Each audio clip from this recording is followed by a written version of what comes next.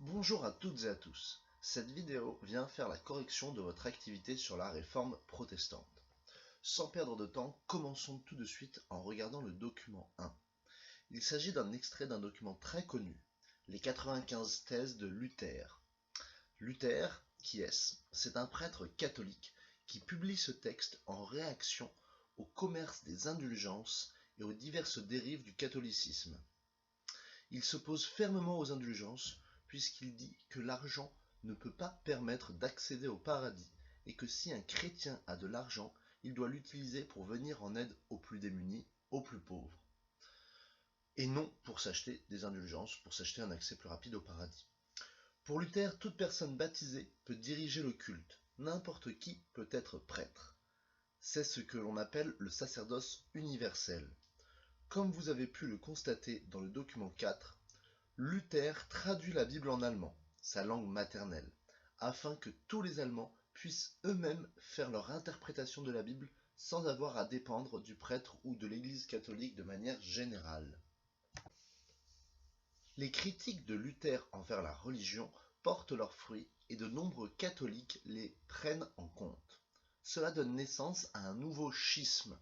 Cette partie du christianisme qui proteste contre les idées catholiques est appelée la religion protestante. Dans la religion protestante, les prêtres peuvent se marier et les couvents n'existent plus. En réaction à ce nouveau christianisme, l'Église catholique rassemble un concile. Un concile, c'est une réunion des évêques, des personnes importantes de la religion catholique. Il s'agit du concile de Trente. Pourquoi de Trente? Parce qu'il a eu lieu dans la ville de Trente qui se situe au nord de l'Italie. Toutes les décisions prises lors de ce concile visent à s'opposer aux critiques de Luther, à s'opposer donc au protestantisme. Le concile certifie que les indulgences sont utiles, il certifie que seul le prêtre peut interpréter la Bible, le concile certifie donc que Luther et ses partisans ne sont pas des catholiques. Et donc, de fait, il valide le schisme qui a eu lieu. Le protestantisme se répand dans une bonne partie de l'Europe. Luther n'est pas le seul à émettre des critiques, d'autres prêtres font de même, à l'image de Jean Calvin. C'est notamment pour ça qu'on retrouve plusieurs types de protestantisme sur votre doc 5, sur cette carte. On retrouve des anglicans, des calvinistes, des luthériens.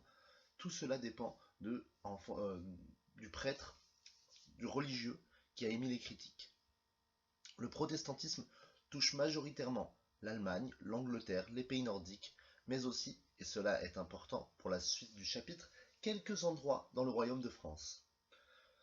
Voilà, j'espère que tout est bien compris. Vous devez retenir que la dispute à propos des indulgences débouche sur un nouveau type de christianisme, le protestantisme. Il y a un nouveau schisme, de sorte qu'à partir du XVIe siècle, on peut faire un schéma tel que celui-ci pour expliquer les différents types de christianisme.